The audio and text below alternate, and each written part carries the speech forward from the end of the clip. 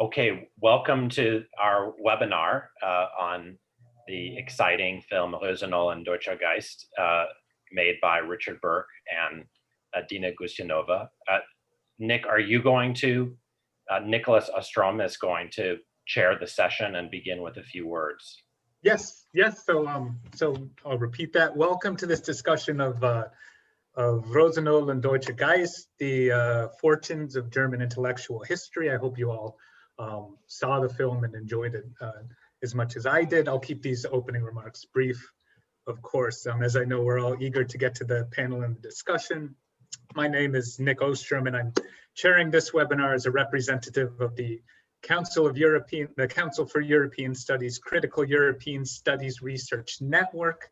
And this network, just to give you a little information on it, seeks to bridge the research and teaching divide by offering space and programs such as this one that encourage the exchange and discussion of innovative pedagogy. And this, of course, is focused on European studies, widely interpreted. And the primary goal is to question and encourage discussion of what Europe is, who might be included and excluded, and how a more integrative interdisciplinary approach can help us better practice European studies. And this questioning of boundaries and practice is where this wonderful documentary by Richard Bourke and critical European studies member Dina Gusejnova really fits into the program here. And if this is of interest, of course, check out the network and check out the CES's online journal, Europe Now, which is one of the publication platforms for it. Just to give you a basic rundown of proceedings here, we'll begin with some brief statements by Emily Levine of Stanford University and Robert Pippin of the University of Chicago. Then a few words from our wonderful filmmakers here, and then the Q&A and the real discussion. For the Q&A, if you have a question you'd like to ask, go to the bottom of your screen and click on that Q&A icon, and you should be able to answer the question there. These will all be done in typing. There's no live oral interaction, unfortunately, but we should be able to gather some good questions through this function and answer as many as possible. And now let me hand over the reins to someone who is likely familiar to many of you, Samuel Moyn. He's the Henry R. Luce Professor of Jurisprudence at Yale Law School and a professor of history at Yale University. He's published numerous books on European history, and intellectual history and human rights history, including most recently, Not Enough: Human Rights in an Unequal World from 2018. And he's currently working on a project excavating the origins of the humane war concept. I think that's right. And he's published widely in many academic and more popular journals, including actually a quite timely article in Dissent on the Supreme Court, which I read a few months ago. But that's neither here nor there for this. So with that, Sam, I'd like to hand over the reins to you. Thanks, Nick. So it's a privilege to moderate, and it's a wonderful documentary and enterprise with made by friends and with a lot of interesting people, including my own teacher Marty J as one of the panelists. What I'm going to do as moderator is introduce two commentators, and then more briefly than they deserve, the actual filmmakers, and then they'll all speak, and then we'll have a lot of time for me to read any questions that you may type in via the Q&A button, so please don't hesitate. So the first commentator is going to be Emily Levine, who's Associate Professor at Stanford University in Education and by Courtesy in History. Her very well-known first book, Dreamland of Humanists, Warburg, Cassirer, and Panofsky in the Hamburg School, was published in 2013 by University of Chicago Press and won the Herbert Baxter Adams Prize of the American Historical Association. She has a new book that's going to be out in spring from the same press, very exciting, entitled Allies and Rivals, German-American Academic Exchange and the Rise of the Modern Research University. Our second commentator, who will also speak for a few minutes, is Robert Pippin, who really needs no introduction. He's the Evelyn Stefansson Neff Distinguished Service Professor in the Committee on Social Thought at the University of Chicago. His publications on German idealism and so many other topics, can't be listed in the time allowed, but I believe, I could be mistaken, that his most recent available book is entitled Film Thought, Cinema as Reflective Form. Our two filmmakers are Richard Bourke, who's professor of the history of political thought and fellow of King's College at the University of Cambridge, and Dina Gusejnova, who's assistant professor of international history at the London School of Economics, where she works on transnational intellectual history. So we'll begin turning to Emily first for her thoughts on the documentary. Great. Thank you so much, Sam, for that introduction. Can you hear me okay? Perfect. Great, thank you. And thank you to Dina and to Richard for the invitation to participate in this conversation. It was a real pleasure to watch the film with its cast of eminent scholars. This is a well-timed reminder of the power of ideas and an affirmation of the centrality of historical thinking to national identity and human understanding. Dina asks at the outset of the film, how does a discredited society reconstruct its intellectual achievements? How did German research diffuse around the world at the very moment one might expect it to have been abandoned? Part of the answer is that while 1933 was annus horribilis in Germany, it was annus mirabilis elsewhere. The year of Hitler's rise in Berlin was also the year of the reestablishment of the Warburg Institute in London, the refounding of the University of Istanbul, the opening of the Institute for Advanced Study that features in the film, and the founding of Black Mountain College in North Carolina. Perhaps the German intellectual tradition shouldn't have survived, but it did. And it was the cosmopolitan strain of it that made it eminently exportable and worthy of preservation. But 1933 was not the beginning of transatlanticism. It capped 100 years of institutional and intellectual exchange. And the transatlantic thread runs through the film, and I'd like to make explicit 3 observations that were made implicitly over the next few minutes. The first is about the private and public nature of knowledge. The second is about the significance of institutions. And the third is about the importance of rivalrous exchange for intellectual history. By underscoring these themes, I hope to lengthen the transatlantic frame of this story and shed light on the development of knowledge and knowledge institutions. So first, at one level, this is a film about an ancient set of philosophical questions about the nature of ideas and their relationship to the world. Namely, are ideas free-floating above the world? Are they projections of the mind? Are they distillations of experience? Or are they expressions of individuals or communities? These questions connect with a central problem about knowledge. It is at once the object of individual possessiveness and an expression of our shared humanity. The claim one stakes in this debate has methodological consequences for the analysis of ideas over time, from the theologically grounded philology to Meineke's Ideengeschichte, Burckhardt's Geistesgeschichte, or the word images of Weber about which Edith Hanke spoke.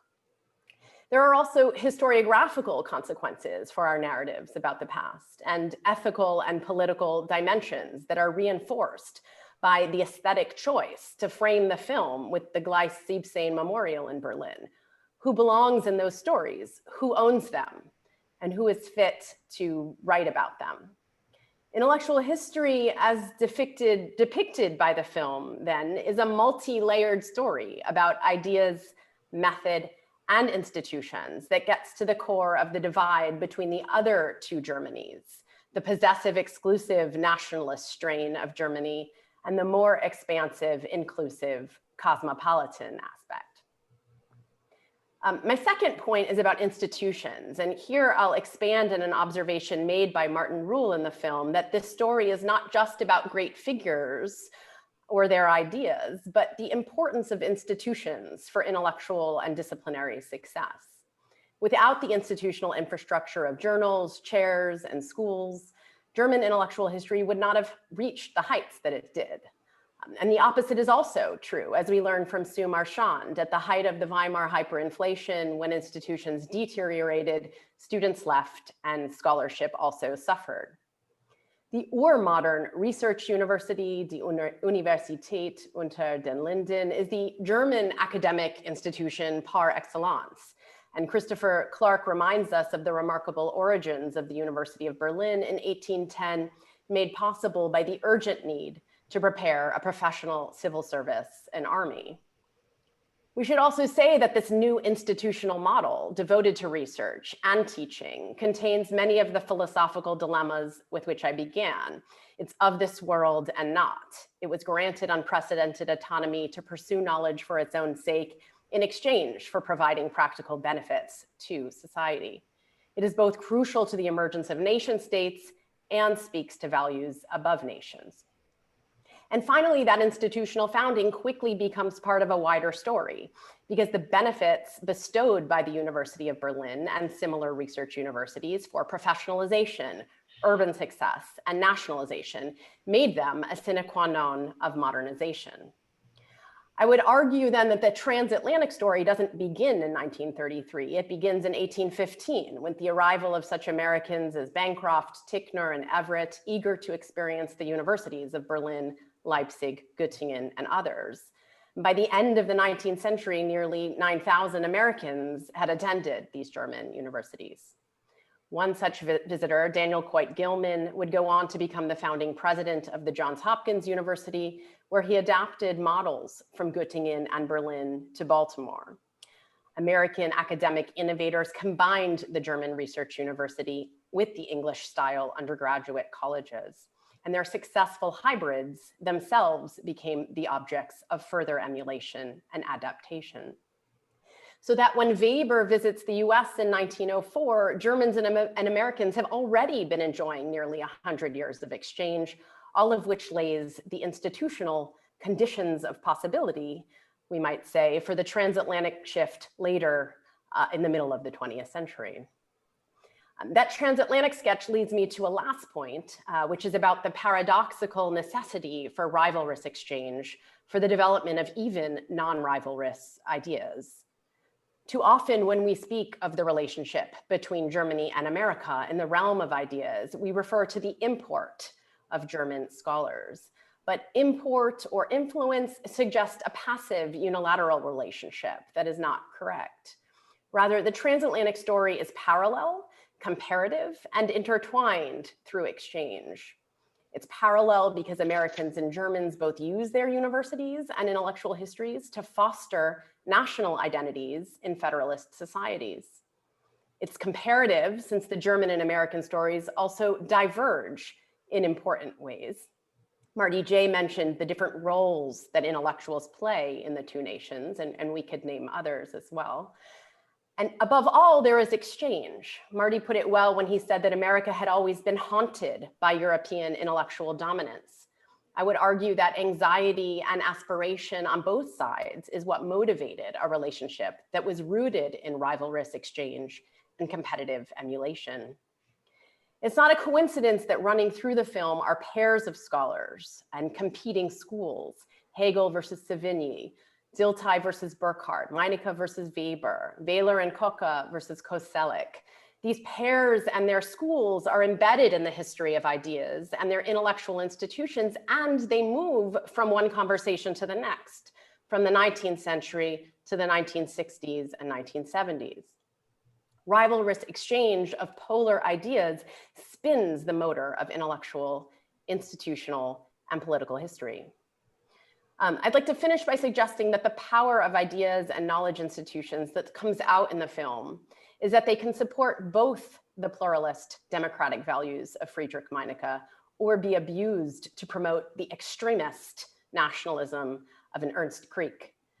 That is a dangerous, but also a powerful position for the German intellectual tradition. And I think it reminds us why it's so central at this moment of cultural divisiveness on both sides of the Atlantic. But I'll end on a positive note in front of what I'm told is 599 viewers, is a little bit different than the the humble 3-person conference setting that I'm more used to at the GSA. German intellectual history should be essential reading for our students and the public. And we need to consider how to reach wider audiences with that message. And this film is a wonderful start. Congratulations. Thank you. Hey, Robert. Well, thank you very much for asking me to be part of this, and thank you very much for the extraordinarily stimulating film, very professionally, beautifully made, very much a pleasure to watch. I'm a little out of my depth here. I'm not a historian, although the academic profession I'm in, philosophy, categorizes me as a historian of philosophy. I guess that means something like a historian of philosophical ideas. I'm known as a specialist in modern German philosophy and German idealism, especially, but as most of you know, the history of philosophy is not treated by philosophy the way historians would treat the history of philosophical ideas. And that helps me make a certain important point about Germany, which I want to make later. I've been living in and traveling to Germany to lecture for over 45 years. So enormous changes have happened in the German approach to its own intellectual tradition, especially its philosophical traditions, among the most distinguished if not the most distinguished philosophical tradition in the world. A great deal has changed that I think is relevant to the points the film was making. The film is interesting in two respects. It's first of all an origin story about how the intellectual history as practiced by German language authors became so prominent. A story that goes back to its roots in theology, philology, and local and national politics. And then it's a story of great fertility for the period, at least from Meinecke all the way through to Koselleck. And then after the war, a period of decline. And the film suggests this has a great deal to do with the emigration and deportation of the 1930s, of course, something that resulted in an enormous benefit to the United States and the expansion of intellectual history there, and the ideologically compromised positions of former professors and former Nazis in the German establishment in the period of the 40s and 50s and on into the 60s. So basically, I just want to make a couple of marginal points about this that might be of interest from my point of view. It's not just that intellectual history, once dominated by German language authors, has fallen into a sort of a decline after the war. That's true of other fields, and it's particularly true of my field of philosophy. I recall an article about 15 years ago in Merkur by Ernst Tugendhat, who lamented the fact that this period, the early 2000s, was the first period in Western history since Leibniz when there wasn't a German philosopher on the world stage, a philosopher that every credible philosopher in every other country would feel they had to read.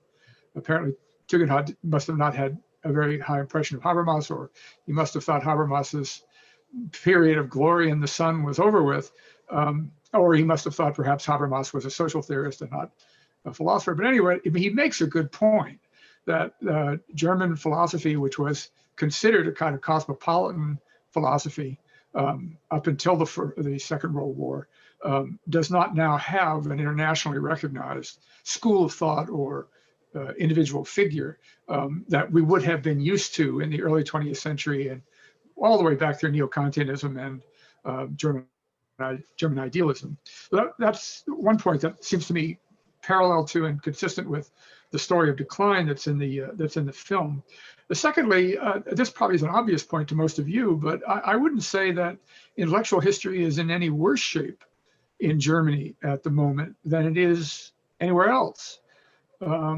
Most of my colleagues in history, and especially those of them who were interested in intellectual history, have sort of bemoaned the fact that various schools of social history have become the sort of dominant field in contemporary academic history, and the methodologies are more empirical, sometimes imported from other disciplines like economics. And it's probably fair to say, as far as I can see, that the most influential methodologies in modern historiography don't place anything like ideas at the center of possible historical explanation. I'm sort of told that that's the study of epiphenomenon. That's not what historical explanation is all about. There are exceptions. Intellectual history, in a way that's true of some aspects of philosophy, it kind of migrated out of history departments into other departments. And there's still, in Germany and elsewhere, kind of different versions of intellectual history. History of science is still quite an intense and lively international activity. There's a Max Planck Institute for the History of Science in Berlin, and there are well-known international researchers in the history of science community. That's still going pretty strong. It had a lot of acceleration in the 90s and 2000s with the rise of science studies programs, the interdisciplinary conversations between historians, sociologists, philosophers, cultural theorists, and they often migrated out of history departments and formed their own institutes, which were relatively lucratively funded in the sort of aftermath of all the controversies that Kuhn unleashed in the history of science. So it's also true that genealogical studies, discourse analysis, and the heavy influence of Foucault in cultural studies departments, anthropology departments, there's sort of historical approaches there. There's still a pretty lively tradition out of Frankfurt in critical theory. There's a fourth generation of critical theory now with philosophers identified with the critical theory approach to the history of ideas at Frankfurt and at Berlin. So that's, but again, Frankfurt is a separate institute. There's still an institute for social research in Frankfurt, and it's still functioning, and there are various ways in which critical studies of the history of ideas are going on in places other than history departments. So that's another kind of qualification. One more qualification is the resurgence, and this goes to the more general point I'd like to make, the resurgence of the influence of Hans Blumenberg. Blumenberg is an unclassifiable kind of intellectual, but an extremely impressive one, erudite, and because unclassifiable, obviously so original. And in the States, Blumenberg was known for his three big books, with Robert Wallace heroically translated in the 80s and 90s, Work on Myth, the Copernican book, and the Legitimacy book. But over the last 20 years, especially, considerably more translations have come out in various languages, especially English. And Blumenberg is enjoying a kind of revival as an eccentric sort of intellectual historian in literature and language studies departments. The reason this is interesting goes to the general question of the status of ideas as explicans in history departments. For Blumenberg is not as much interested in the history of what was thought, but given his influence by Heidegger, the history of what is unthought in what is thought. So one of Blumenberg's great contributions is something that seems to me to have become more typical of certain skepticism about the autonomy of ideas as explanatory factors in the accounts of culture or institutions or change. I mean, Blumenberg's emphasis is on the reliance by thinkers on metaphor, on literary figures of various kinds, on inherited paradigms of metaphoricity and so forth. And that makes a general point I'll come back to in a minute in closing. The one general point I want to make about the study of the German tradition in Germany is that it is declining so rapidly, that is the German interest in their own philosophical tradition, that it's produced a kind of cri de coeur in newspapers and journals. Partly this has to do with the Americanization of German philosophy after the war. That's a factor that, you know, wasn't as prominent in the discussions in the film, but in my experience, it is a common topic among philosophers that the approach to historical figures has first of all been Americanized, and that means dehistoricized. The American criticism of Americans who work on the history of philosophy is that they treat Plato as if he were trying to get an article published in the Philosophical Review, and they have no sense of the historical place of Plato or of Kant or of Hegel or anything else like that. And there is a kind of American prejudice against the history of philosophy. I mean, probably, if you'll excuse my language, concretized most effectively by the Princeton philosopher who said that, you know, bullshit is pretty bad, but the history of bullshit is beyond the pale as an attitude. Everything, of course, is always the famous Henry history is bunk and everything. So Americans have pretty bad reputation for historical self-consciousness, but so the Americanization of the study of historical figures is probably not a very good thing for historians. But it's also true that not only is the interest in the history of philosophy become much more like it is in Anglophone philosophy departments than there are exceptions. The early modern philosophy has become a very contextualist field, and scholars have to know which minor Cartesian figure that argument in Descartes or Malebranche might be directed at in order to be a credible figure in that field. But by and large, the study of the history of philosophy is very much in Germany, not like it was in the 60s and back, but more like it is in the contemporary American setting. And then it's especially true that there are not Lehrstuhls in Germany dedicated as much as there were before to the classical German tradition. And partly this has to do with something the film did bring up, that if you think of people like Hegel and Nietzsche and Heidegger especially, the suspicion that these are anti-liberal or non-liberal thinkers, and that they've had some role to play in the catastrophe of 1933, still is a very strong suspicion. So it's not true that the most productive and best work on figures like this, even on Hegel, where there are many, many more dissertations being written in the United States on Hegel and Nietzsche and Heidegger than there are in philosophy departments in Germany, has something to do with the way in which the suspicion about the German intellectual tradition in philosophy still has a fairly strong hold, I think, on Germans. And just one last comment to go back to Blumenberg for a minute. This widespread skepticism about the autonomy of ideas, or their, not necessarily some metaphysical theory about their independence of their material or historical origins, but just a suspicion that studying what intellectual thought what, in order to get exactly right what that person thought, or what ideas influenced what other thinkers, or why an intellectual movement arose by virtue of the motivations intellectually of the people who created it, or why it ended. Most of my colleagues in various disciplines that could be called historically oriented have very little faith in that enterprise anymore. They think of it as a study of epiphenomenon, of not phenomena that are the explicans, but the explicandum, the thing to be explained. Not and explained by attention to things like social forces or class interests or psychological dispositions or something like that, and not so much by the traditional methods of understanding the precise historical locatedness of the idea as a potentially moving force in history. But extremely stimulating film. I really appreciated the chance to see it and to talk about it with you. So I probably should stop now. Thanks, Robert. So I think it makes sense to turn to Dina to say a few words. Yes, thank you very much. I just want to begin with a few words of thanks. First to our hosts, the Council for European Studies and the Critical European Studies Network. Thanks very much. There's in the shadows, there's Ruslan Zabakidze, who's helping us with the technical questions, and Nick as chair. Many thanks for joining us. And I'd also like to thank Sam, Robert, and Emily for the generous time you've given to this. I felt this was quite an unusual request and a slight imposition in a way, not like your usual book discussion or paper, and so perhaps a lot of uncharted territory in terms of the medium or what sort of medium this actually is.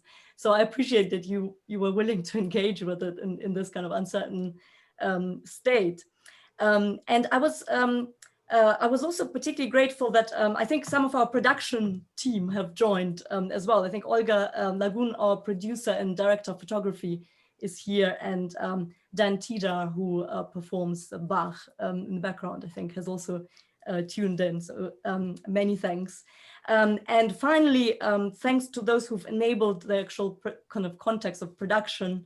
So the Zeitstiftung was very helpful and supportive to the project, and really in terms of intellectual exchange, even kind of actually very nice, well, a nice partner to have in the initial stages of the project.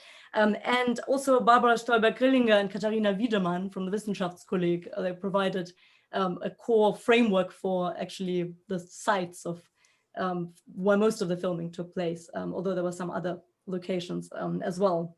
So I just want to say a couple of things about the making of the film. Just one, a kind of technical question. It was produced as a series of 10 hour-long conversations, so which then, as you know, became 1 hour-long conversation. And so the idea, I mean, that might be interesting as a kind of mode of production, because we thought of it as a sort of disciplinary self-knowledge kind of project. And at that level, we didn't want to interfere too much with where the narrative will go. And in a sense, each of the interviewees had their own story to tell to sort of the big question.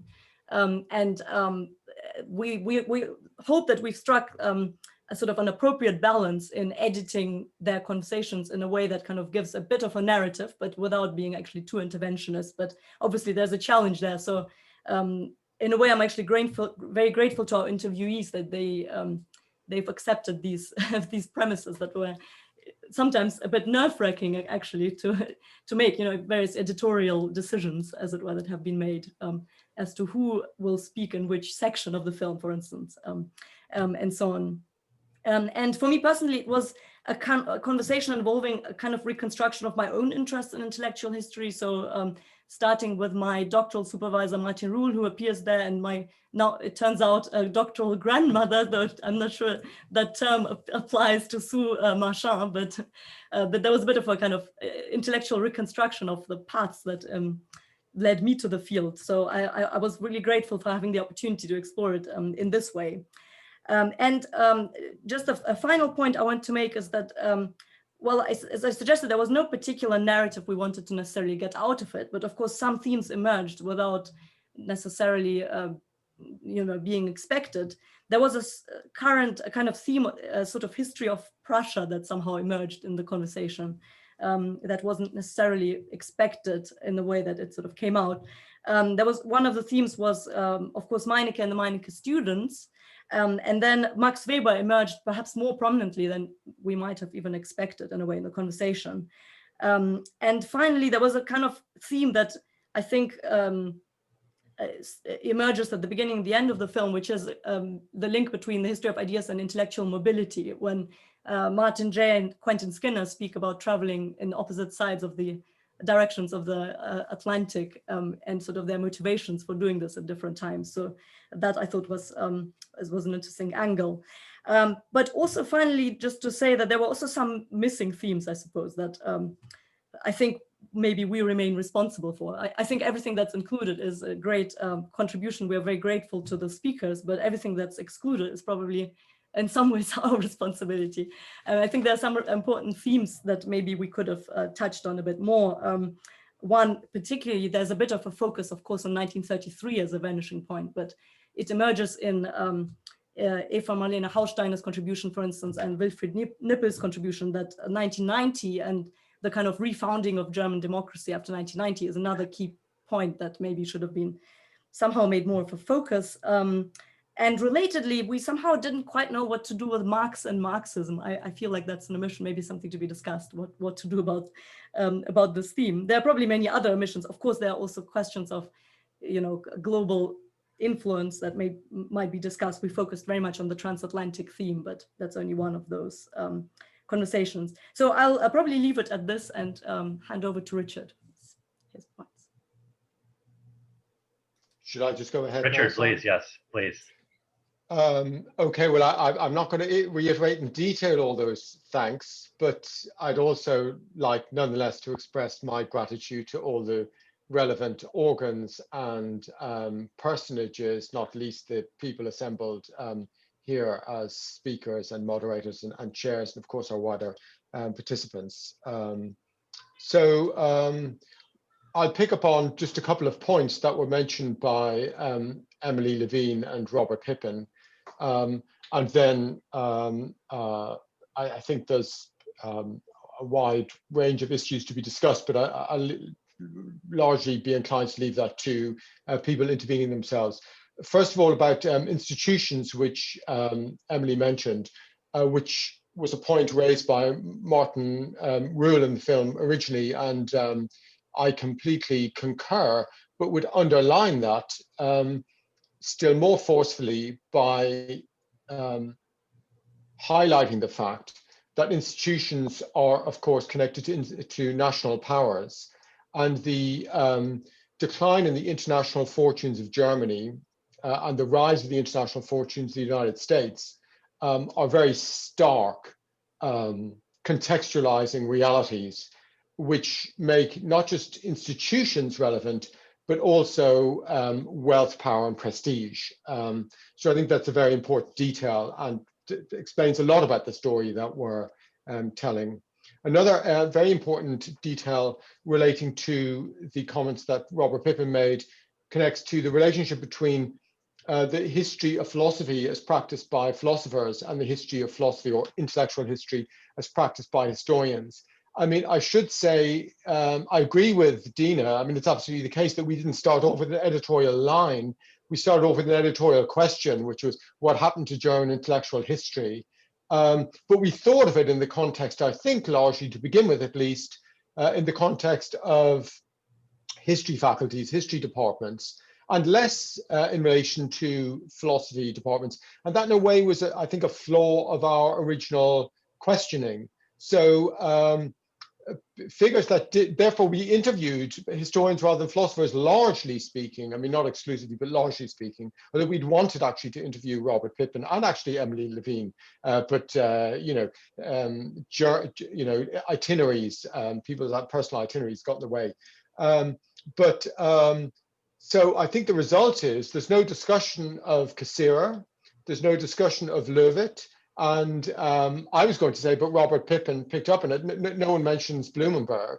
And this is a kind of complicated area. I've already noticed that a couple of questioners mentioned what on earth happened to critical theory. And of course, that's as it were, not an omission by design or by deliberate design, but by inadvertent design, because the focus was, as I say, on historians, and therefore, figures fell by the wayside, and philosophers who saw themselves as in a tradition of writing philosophy via the history of philosophy, a neo-Hegelian tradition or a neo-Heideggerian tradition, they didn't, as it were, get airtime. But that's an enormous and interesting tradition. And of course, one would want very much to ask the question of why is it that the historical profession in Germany relates not at all to this history of philosophy tradition largely practiced in philosophy faculties in Germany. So part of the story is really about disciplinary specialization, which has taken place, and therefore the absence of conversation between philosophers and historians. This applies also beyond philosophy to political theory. I mean, Joachim Ritter was not mentioned. So that is an example of a sort of quasi-intellectual historian who's a political philosopher who's emerging into a Germany where the kind of political philosophy is being sort of subordinated to an emergent USA-influenced aspiration to found political science, connected, of course, to the rise of American political power. Arendt, I don't think was mentioned much, except perhaps as an emigre, but the point is she would fit in here as, an historically rich, philosophically informed political thinker. I mean, her works are all historical. Eric Voegelin was not mentioned, same sort of story. So I think, our question, we thought of our questions as being put to historians about what happened to Meinecke. And there is a very interesting story to be told there, and much of it came out about German post-war, I would say, superstition about the tarnished status of its own prehistory, such that somehow there's a connection between Hegel and National Socialism, which of course there isn't, except in some really bogus, over-constructed fashion. So in a way, there's a sort of cultural domination of Germany after the war, gradually and increasingly, as I think Robert Pippin sort of emphasized, in effect. And that's part of the story as well. So two things, really the sort of cultural and intellectual and political connected decline of Germany, the rise of the United States, and also just disciplinary specialization are realities which we didn't think of going into the film, but which are apparent and were brought out either directly or inadvertently in discussion in the film. So I'll leave it at that. All right, so we have a good amount of time to kind of discuss collectively what you've achieved, and I just want to implore all those listening to type their questions in. If you're one of the luminaries who appears on screen, please, I will dutifully read out whatever you type, and so please take these minutes to chime in. I think I'll start with a question. I mean, I have many, and I can, ask some later if others don't. But I'm going to maybe start with the end of the film. We've heard that, one kind of theme there is one of decline, and Robert has also invoked a kind of disparity between the historical profession and the philosophical profession. I would have said that what most stood out, and maybe it should be challenged, because it seems like it provides a premise for the whole film, is a certain divergence within the Anglophone community in the reception of German intellectual history. So as Emily suggested, and as Martin J. and Sue Marchand say in the film, German intellectual history for Americans is our tradition. And in an unbroken way, really back before the foundation of the American Research University on the German model, but certainly after World War II. And yet when we hear for a bit from Quentin Skinner, it kind of struck me how divergent the English, or maybe larger British situation was, unless he just wasn't very representative. So what he says recalls rightly that a figure like Herbert Butterfield was in deep conversation with German thought. I mean, if you look at Man on His Past, you just see that the entirety of the footnoting is to German discussion of the interwar period. And in part because of his interwar sympathies and so forth, Quentin describes, that somehow the link is severed. He does mention Michael Oakeshott, but the basic impression one gets from Quentin is, we didn't learn German except in school. It just wasn't a very interesting place. It wasn't formative. There was ordinary language philosophy, but that's no longer, after a certain point, treated as Germanic. It's Oxfordian. And so I just wanted to know, is the whole question, what happened to German intellectual history, actually an English one? Because it wouldn't have occurred to me to ask, because it's my life, and it's really kind of, for Americans, the substance of much of the humanities without interruption. And so either Quentin is vastly overgeneralizing, and in fact, there were a lot of English or British connections to Germany and its legacies that were uninterrupted, or there was some kind of divergence that took place. And I wanted to ask the filmmakers, or Emily and Robert, if you could kind of weigh in on whether the film reflects a kind of, let's say, English or British starting point. Please, Richard. Do you mind if I start? Yes, actually, that's a very interesting question, because we didn't have Britain in our sights at all to begin with, but ended up with that very interesting contribution by Quentin Skinner. The question really was, I mean, once again, Dina can contradict me if this is wrong, but my strong impression is that the question was really, what happened a Meinecke type figure in Germany? I think there is a story to be told there about the post-war influence of Popper in Germany, about the post-60s, post-68 moment in Germany, and suspicion of intellectual history, elite history, embrace of so-called history from below. Weyler, Kocher. I mean, Kocher was explicitly hostile to intellectual history. So there is a domestic German story, but it is also interesting to me, but also became conspicuous in conversation with Skinner, that there was a very skewed British relationship to Germany and a different one from the United States. And that is that Pocock and Skinner and Dunn are products of the First and Second World War.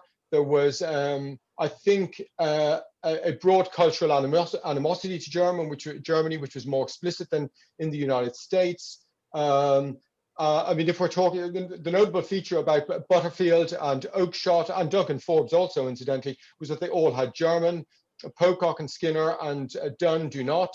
There was sort of a cut, Wittgenstein was a Cambridge man. There was sort of cutting of the links. I mean, I don't mean it, just a sort of suspicion of that, the land of spirit. And therefore, I mean, Skinner says what was exciting was the United States. And why would we bother with Germany? Though interesting, all the United States figures cited were actually German. So I think there is a sort of cultural Bruch, a break. And I think it has to do with, the 30s and the war. No one would deal with Butterfield afterwards as a result of going to Germany in the 30s, or at least there was a lot of suspicion. So that's my sort of brief response. Do others? Robert. And then Emily. Yeah, please unmute yourselves. I actually think. Yeah, right. I always forget. Yeah, I found Richard's quite interesting, but if you think of movements of thought imported into the United States that determine things like, or have a great influence in things like literary interpretation or philosophy or social theory, I would say you'd have to say, even for the States, after the war, that began to decline very, very rapidly. I mean, the Harvard philosophy department in the 1920s, thoroughly Germanic. The late 19th century American pragmatist movement, thoroughly familiar with Germany. But after 45, there became a kind of obsession with finding out what went wrong in the German intellectual tradition that didn't protect it from 33. So, especially in things like the reception of Hegel that I'm most familiar with, there's just book after book after book by Hook and Carrot and Popper and so forth, about the underlying anti-liberal and dangerous aspect of, I mean, a lot of times in lectures in Germany, if Habermas is in the audience, he'll always rise up and say to me, you Americans have no idea what you're playing with. Forget this guy Hegel, stop at Kant. Everything after Kant in the German intellectual tradition is corrupt. You can't play around with these people. They're as if you're going to get contaminated by reading Hegel. So the resistance to literary theory as well, it all became French. I mean, there's Robert Jauss and there's Réception esthétique, but there isn't the same kind of constant wave of interesting, going back to neo-Kantianism, constant wave of interesting European thought. Cassirer plays no role. Really, in American philosophy, after about 1920, 1930 or so, there isn't much of a attention paid to dominant strains of, I mean, again, one has to mention here the enormous, mysterious and powerful figure of Heidegger, because there wasn't really a reception of Heidegger that was acceptable in the States until really into the 1960s. A few translations in the 50s. Glenn Gray was one of the most influential. And first, there was a book called Principles and Persons by Fred Olofsson. There were just a very few marginal attempts at a reconnection with German philosophical culture after the war. So I think even in the United States, I take fully the point about Britain, but even in the United States, there was a resistance after the war that has not let up. It's not in literary studies or in philosophy. There isn't the same kind of influence there was before the war. Emily. Yeah, thanks for that question, Sam. I hadn't thought about putting it that way, but I think it gets back to the point that Richard made, sort of backing on this original observation by Martin Rule about institutions and the relationship between the institutions, and in particular the modern research university and the rise of the nation state. Because it seems to me that the as I'm calling it, the Ur Modern Research University in Berlin would not have become as important as it did had its fate not been tied to the emergence of the nation state. Of course, we know that many of the innovations in Berlin had already happened in Göttingen and Halle and elsewhere in the theological seminars, but they weren't connected to Prussia and its aspirations to become a major nation state. So the university becomes the sine qua non of the modernizing, aspiring nation state. And that's how it, I think, becomes intertwined in this great 19th and 20th century story about the US and Germany. And I think you're right. There's a way in which sort of Britain sort of falls out of that as the reorientation shifts. Matthew Arnold also is in Berlin, and he's also at the research universities, but he famously makes no headway in the revising of the English model on the German university. It's not until 1919 or 1920 that Cambridge and Oxford adopt the PhD, largely to capitalize on Germany's decline in the international realm and to start accepting American students in Britain. So, and the other major reorientation that happens, of course, in the 20s is the introduction of new players in a more global sphere. I saw Ari Dubnov wrote something in the Q&A about Palestine, and Sue Marchand mentions this. And he says, of course, like what we're talking about as a transatlantic story expands as now the American version of the German university is tried in Palestine and in China and in various Japanese institutions sort of throughout the world. So there's a major reorientation, I think, that happens, and the sort of political destinies between Germany and America get intermingled with the intellectual ones. And the last thing I would just say is that it's not, this goes back to this question about ideas and the autonomy of ideas. What is their relationship, to the world? I think the same thing is true for the history of the institution itself, of the university. If it were just a reflection of the national stories, if we could just reduce the history of the university to these national stories, it wouldn't be very interesting, but it's not the case. It's made possible by the rise of the nation state, and then it diverges in key ways. And it's understanding, I think, those divergences and the nuances of those divergences, where is the setting where our story about intellectual history takes place. Okay, so Dina, did you want to weigh in? Yeah, can I just jump in there, because it gives me a chance to respond to an earlier point that Emily made also about the missing, the dialogical element really of the influences. Because I think, the point that you made about the contrast between American and British receptions of Germany has something to do with this. If one contrasts the reception of Heidegger in Oakeshott's work and its kind of disappearance really for a long time from subsequent thinking, as in like the Oakeshott people know is not the one who wrote Experience and its modes, but the later Oakeshott and so on.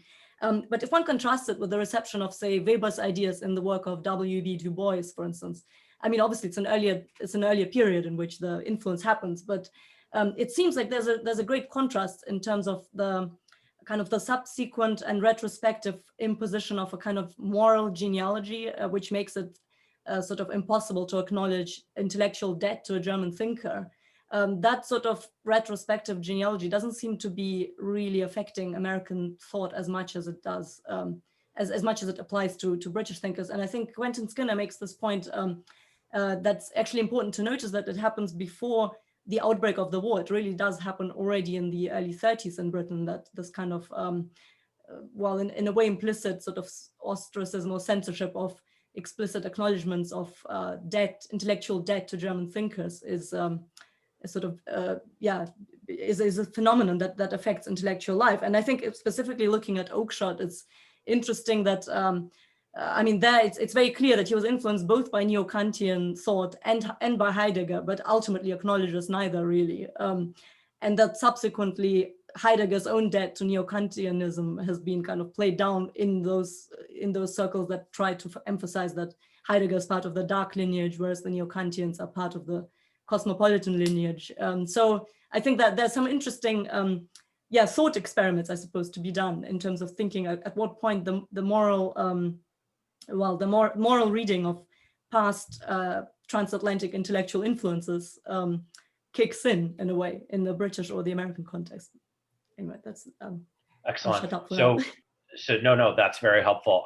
So we do have a number of questions, and I think it makes sense for me to try to proceed, roughly chronologically through some of the moments in the film, and I see some ways of doing that in the questions, and then one or more of you can respond, and we can proceed expeditiously or not. So, starting with the very beginning of the film, there's a strong emphasis on theology, on theological origins, and then on the importance of philology. And Simon Goldhill says that given those starting points, isn't it kind of natural that the post-45 period, not just in the Anglophone countries, but in Germany itself, would be discontinuous because of the rupture of kind of theological background, but also of philological traditions that Sue and others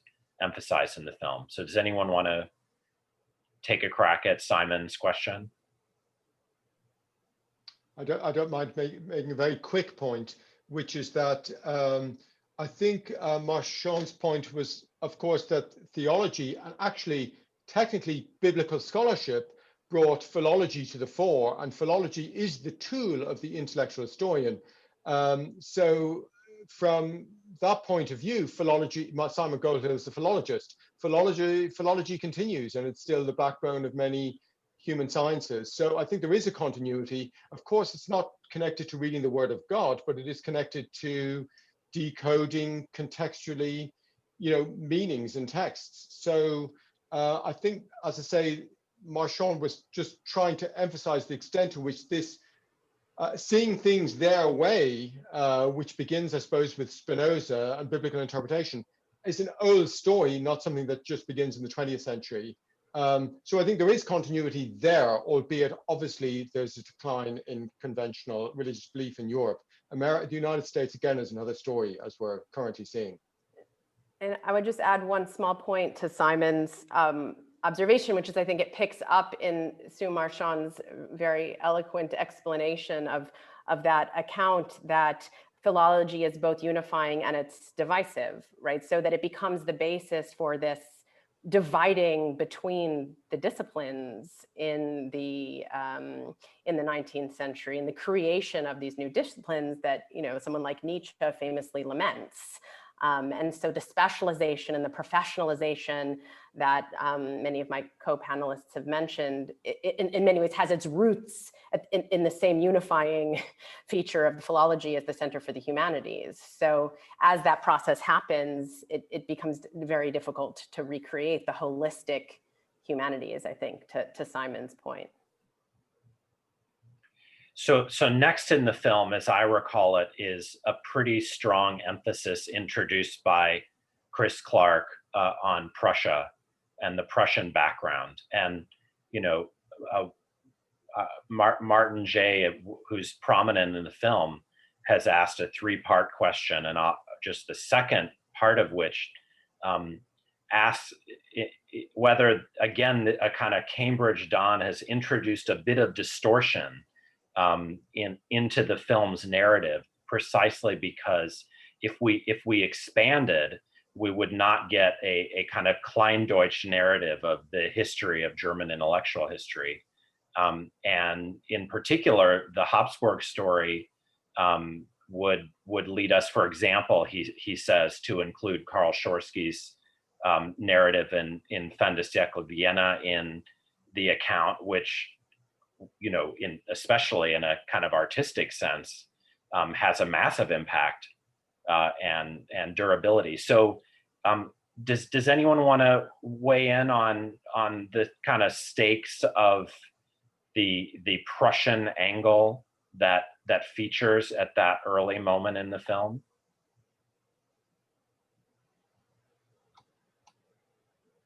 Richard, please. Yes, I definitely don't want to keep intervening. I mean, I think Clark's point was not exclusively about Prussia. It was about Hegel's movement from the south to Prussia, where he spent a very short period of his life, actually. And I'd also say that for every Kleindeutsch member was a Großdeutsch aspirant. So there were many opportunities for taking over the whole German-speaking world. But I completely accept the broad thrust of Martin J's point. And in fact, I would think much of the post-war story that Robert Pippin was talking about again is the revenge of Vienna on Prussia. So Hayek, Popper, positivism, and therefore much of 20th century American philosophy is the turning of one part of the German-speaking lands against another. So I don't think we were wanting to tell a Kleindeutsch story, but certainly he's right to bring out the fact that this was a complex, non-unified, rivalrous by empire. So I accept that. Yeah, and I would just add, again, not to be a broken record here, but I think that the focus on Prussia, the unspoken assumption there, well, actually, Christopher Clark makes this clear. I mean, he says this is also about the university, the scholarly managers, right? It's about these extremely resourceful and innovative Wissenschaftsmanagers like Altenstein and then later Friedrich Althoff. You know, these are who make the modern research university system in Prussia exemplary, not only for all of the other German states and are engaged in the creation of those institutions, but also you know, globally. And so I mean, I think that raises a different question on critique that Marty J had, I think, in the chat about, you know, are we putting too much emphasis on the university and on sort of university professors, and what about this rich non-university sort of extra university life that emerges in Germany that is also so much in contradistinction to the American lack of the public intellectual? I think that's an interesting question. And I think that has to do with the diversification of the different contexts for intellectual life around 1910 and then in the 1920s with the creation of the Kaiser Wilhelm Gesellschaft, the Max Planck Institutes, which are not mentioned here because of the focus on the, you know, the humanities maybe in the intellectual history, the expansion of these extra universities or circles in the cities of the Weimar Republic that create this other kind of setting. I mean, there's almost an inverse way that as the German university becomes less important, the extra university life becomes more important. And you could say that as the American university life becomes more important, we lose any kind of extra university role for a public intellectual. And that's kind of an interesting dimension of the institutional, non-institutional intellectual life that is also perhaps understated, but they're implicit there.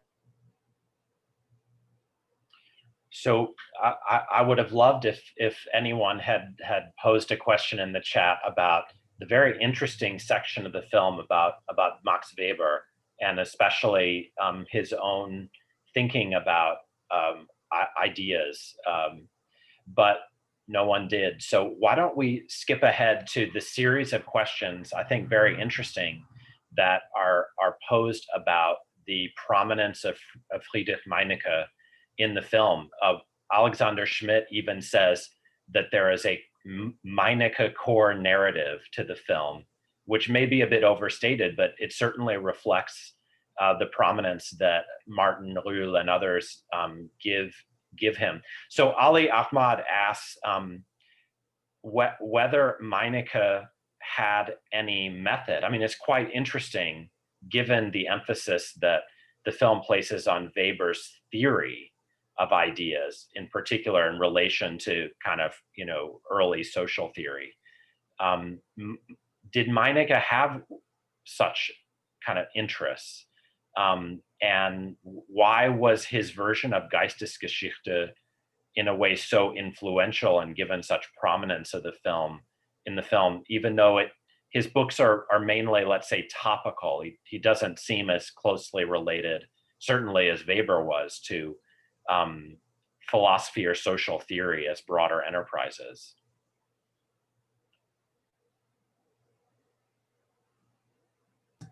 Can answer. I'm sorry if you hear terrible screams in the background, but everything is okay, I can assure you. I just wanted to say about Meinecke, I think there's probably a kind of answer that links maybe social history to intellectual history. It's not only due to Meineke's own work, but also due to the students that he taught and that he influenced. And I mean, at one point there was a kind of, a sort of widespread belief, particularly in sort of Nazi circles, that actually Meineke was undermining German intellectual traditions by particularly supporting Jewish scholars, Jewish students, and actually radicals. I mean, many of his students were much more further to the left than he himself was, and so it's really his students that were, I mean, people like Felix Gilbert that were particularly pointed to the kind of direction of the narrative that we were interested in exploring. So people who were expelled, who were persecuted.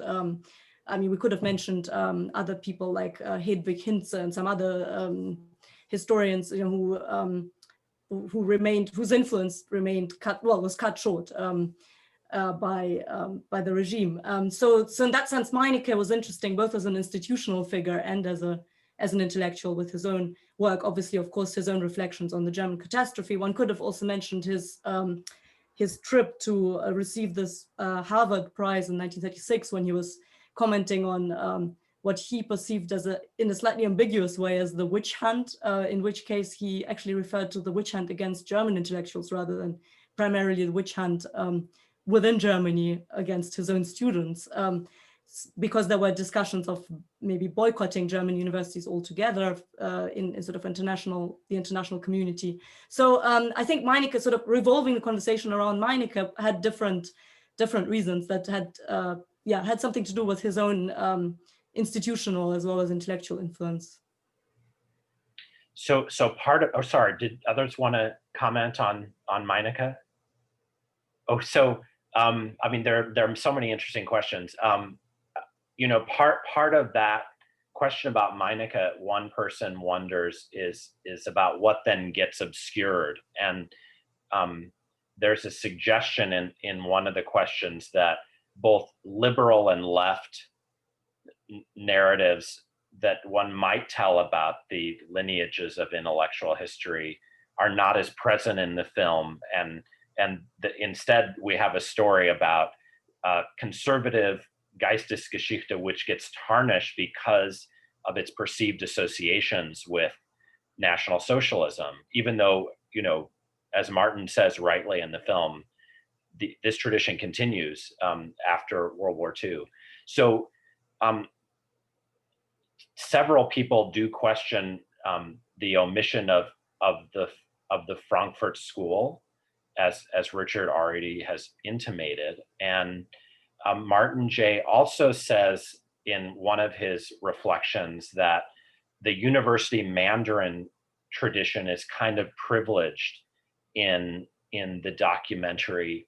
And he observes that Peter Gay remarked in Weimar Culture that that the real significance, in a way, the pioneering significance of German culture was that it created a thriving non-academic or para-academic intellectual and artistic culture, the Dadaists, Bertolt Brecht, Thomas Mann, etc., all of which may get kind of cast in the shade by the Mandarin focus, the university focus. So, you know, one can cover only so many things, but do you or others, who would like to comment on what's included and excluded in the middle of the 20th century?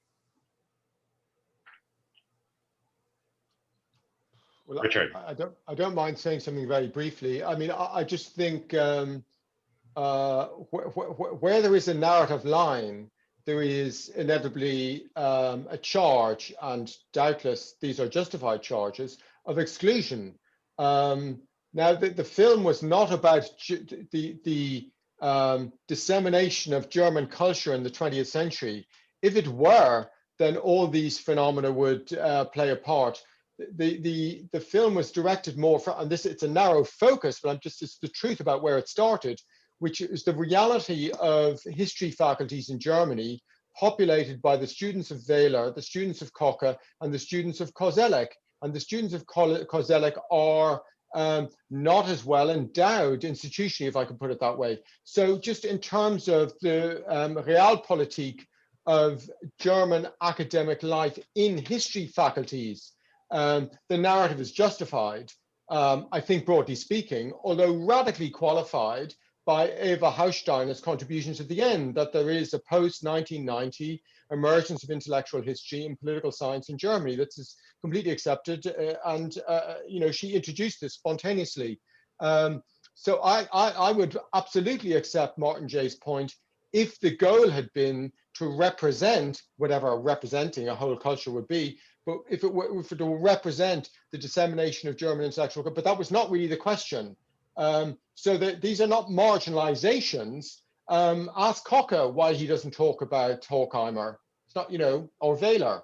They've got a sort of, Wehler has a, he's dead, so we can say trivial interest in Weber, but it's very trivial and it's no connection to the core philosophical legacy of German culture. In fact, German historiography after the 1960s has no interest in its own philosophical tradition, that except for Kozelek.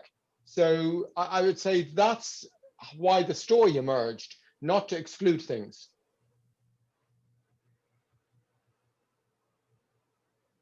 Do others want to say anything about any of these matters? Large number of matters. Yes, Dina. Yeah, just a point. Actually, I mean, I do think there's a certain amount of maybe irony that I think Martin. I would probably disagree with Richard in the sense that I think Martin J is right that we could have made more of a point about the fact that critical theory, especially, was in a way kind of in exile. I mean, as the point that he makes in the dialectical imagination, that critical theory in a way was already in exile before being in exile, as in the institute was itself a special kind of island.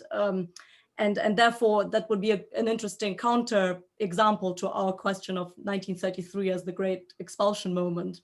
And similarly, his own work on the history of critical theory is an example of the disciplinary influence in a way of critical theory on history and historical writing. So I think, but just to explain the absence, perhaps it's a kind of question of maybe his own humility to some extent, that he did not include himself in the discussion of this as a soul. I mean, he played multiple roles in a way in the film as a kind of witness. I suppose I don't know. That's a question to Martin J maybe as well, how he thought of himself in the film. I don't know if we can.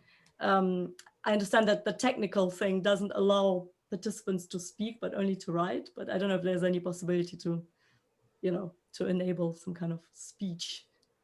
No, he's just joined somehow. Oh. The magic of Yeah, I was wondering how you did that. Technology. Marty, are you there? I guess so. This is the kind of Deus Ex Machina moment.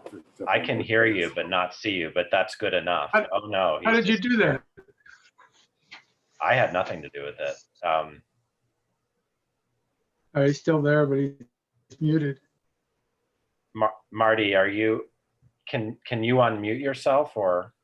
Oh, and Martin is also. Is there. Am I unmuted? Also, am I unmuted?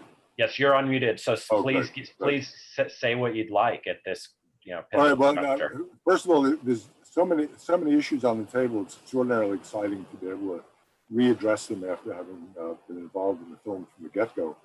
I mean, I certainly take the point that choices have to be made, and it's extremely difficult in a 45-minute film, whatever, to do justice to this remarkably rich tradition.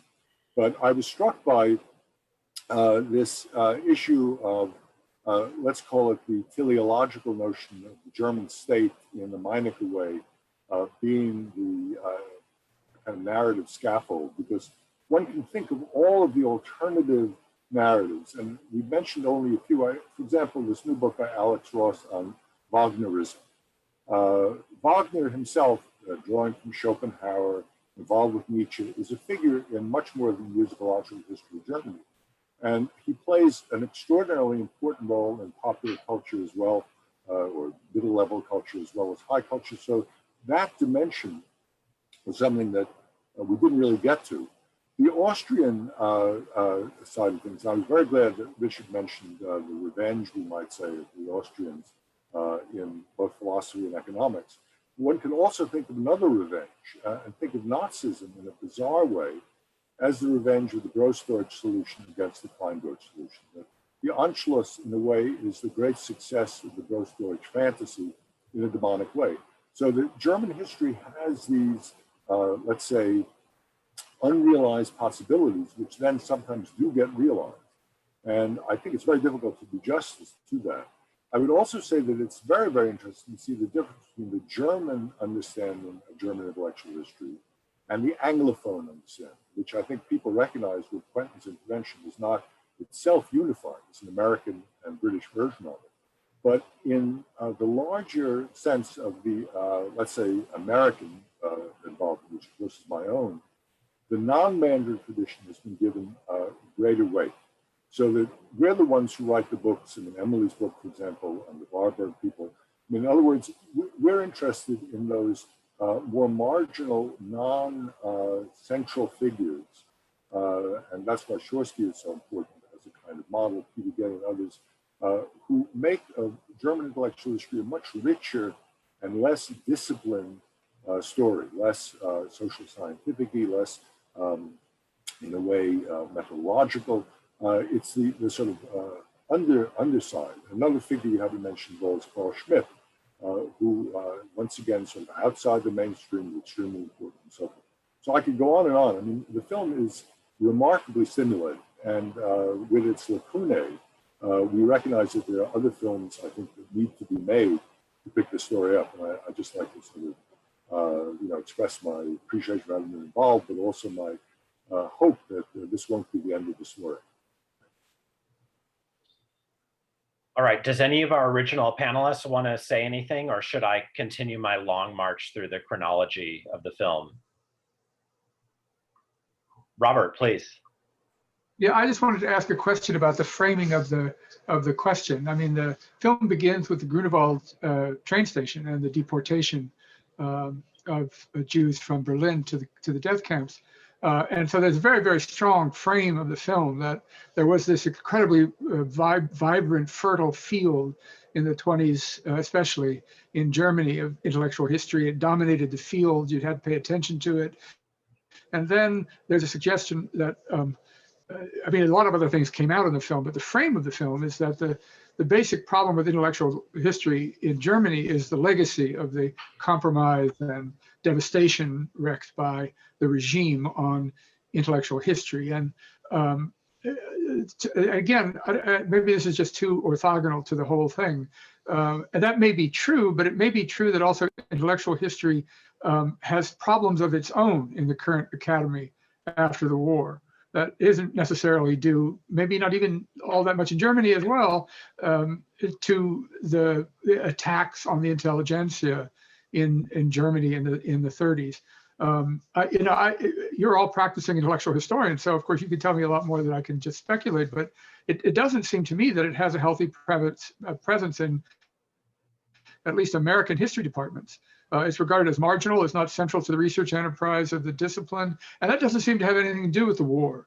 It seems to have to do with a gradual empiricization of the social sciences and the inclusion of history within the social sciences, the migration of economics out of its own field into research methodologies in the other social sciences. And and as I said, I think there is a general sort of zeitgeist-like suspicion of the focus of on ideas as explicans in any kind of historical change. So I wondered if the makers of the film were, by that framework, wanted us to concentrate mostly on that being the problem. If that was the thesis, and is the idea that these other potential explanations for the decline of, let's say, academic prestige in academic history departments is to be neglected, or am I wrong about the decline in academic prestige? Please, Richard. Well, I think that's completely true. It's completely true. So it's an international story. And I suppose the point would be that there were exceptions in the United States and exceptions in the United Kingdom in a way that there weren't in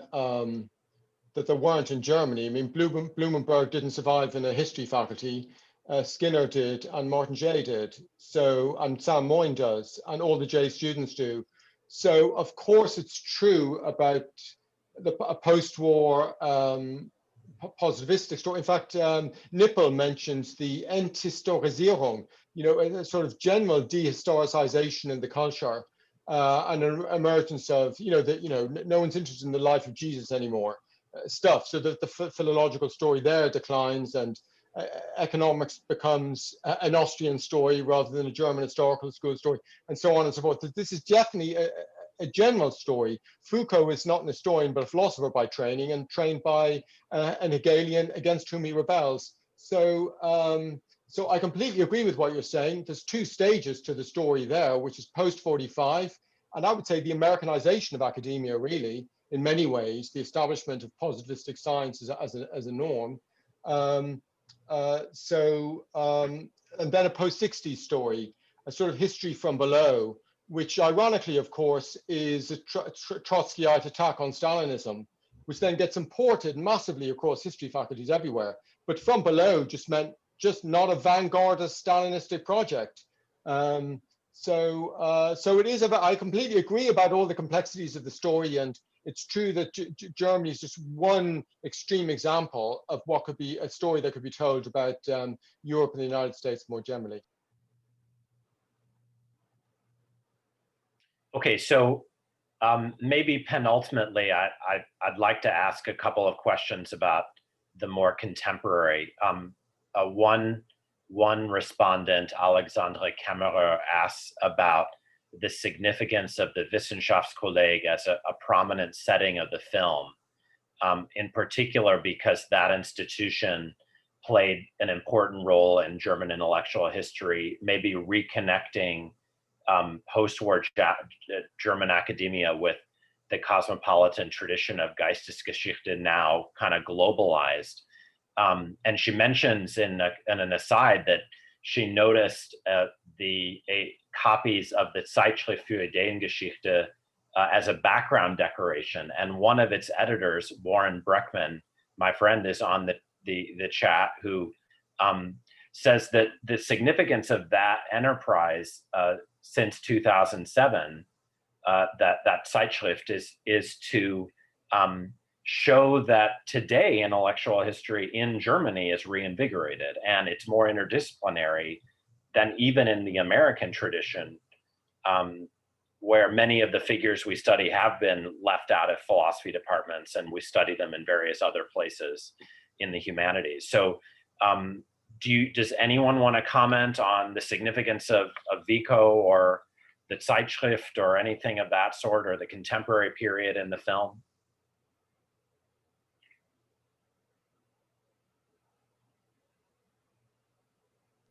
I think that's for Dina. Yeah, that's one for Dina. Well, you've been a Vico fellow, so I will leave. Maybe why don't you start, and then I'll have something to add as well, since you've been more familiar with the institution, I think, yourself. Yes. Well, I would just say some of this is just purely contingent, which is that we needed a base for interviewing, but we thought we would have a friendly host in the Wissenschaftskolleg. I mean, much of its founding was connected to a commitment to intellectual history more generally. Wolf Lepenies, who's in the film, would be an explicit example. So to that extent, it wasn't fortuitous. The Zeitschrift für Ideengeschichte was there in the background. That's absolutely true.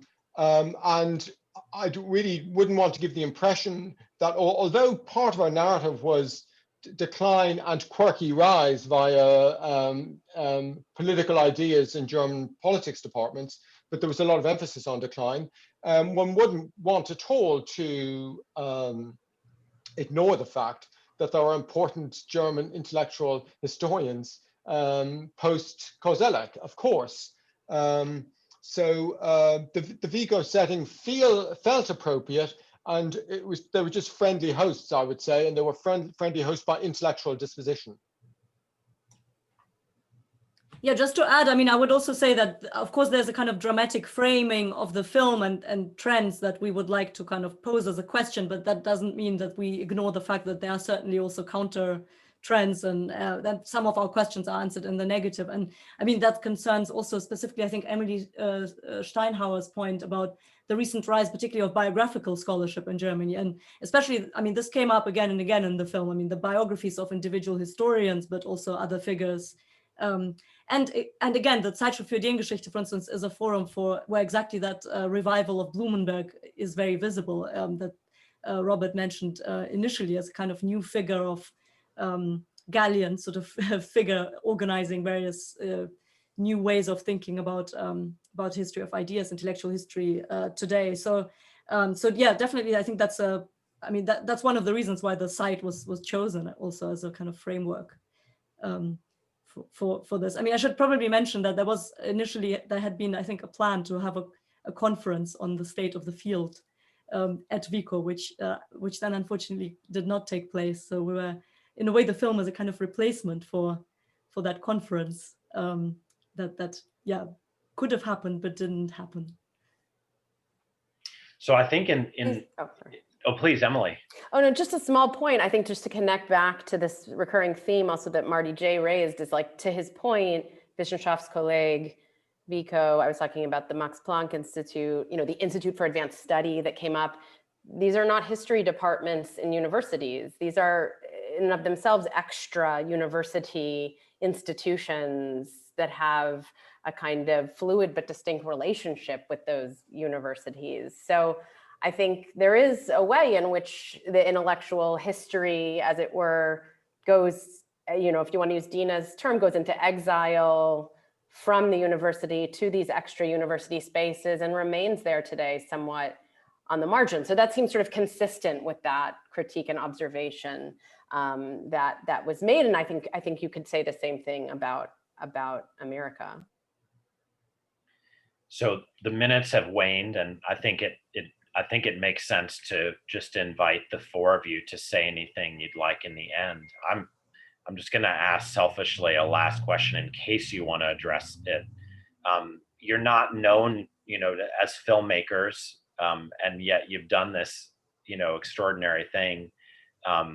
We haven't talked at all, except for, in our film studies scholar Robert's, remarks about the framing, about your aesthetic choices. I mean, why that, one brief era of music as the interlude. And so there are a lot of choices that went on, both the decision to make it and in interspersing things and organizing the talking heads. So if you'd like to say anything about any aspect of your own kind of directorial interventions as you close out, and please, Emily and Robert, say something too, and then we can sign off. Well, maybe just briefly, my own thinking about film was actually very much inspired by Robert's film noir lectures in Chicago that I was able to attend. A very memorable experience of this kind of atmosphere. I mean, I can't say that this has been, this kind of film as a source has matched the sort of film noir library that he's introduced us to in this, even though I would very much like to have that aesthetic. But for me, I think the film was definitely a genre that isn't just a way to disseminate information, but it's a kind of way of thinking. It enables a different kind of dialogue. So the social nature of just discussing film or translating some things, even in a slight way into visual metaphors. I mean, we had the railway metaphor and the sort of elements, visual elements that we tried to introduce, the kind of slightly austere aesthetic of the Vico.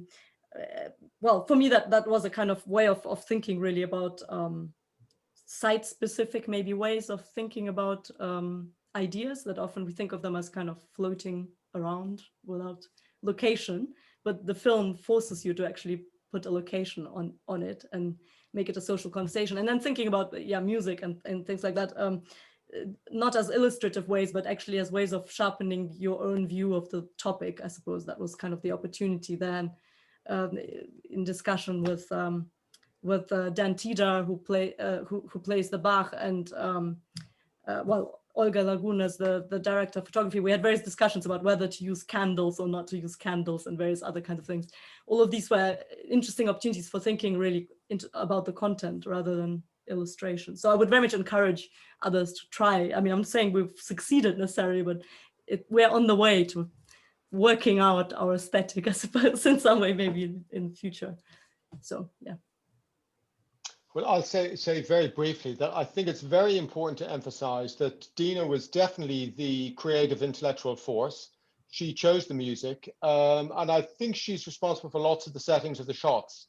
And of course, you know, I'm very grateful to her for all that. So much of the aesthetic selection process, I mean, what I am responsible for is the background to Martin J, because that took place in my office in London, and behind me are all the books on Germany. Behind him are lots of books on the Irish Republican Army. So it just goes to show that everything was not staged. I think I would say I've become a great fan of this genre now. I mean, as Dina said, it was about the Wissenschaftler, like they wouldn't fund the conference. That's why we made the film. So there's my gripe recorded. So I'm delighted though that we did it because of much of the unexpected detail that came out. I mean, that's a great, you know, things that fall out. I mean, there's a lot of the questions are directed towards editorial line, but actually the lived experience was we hadn't planned a conversation about Hirschman, but he came up, of course, with Lepenies and with Skinner.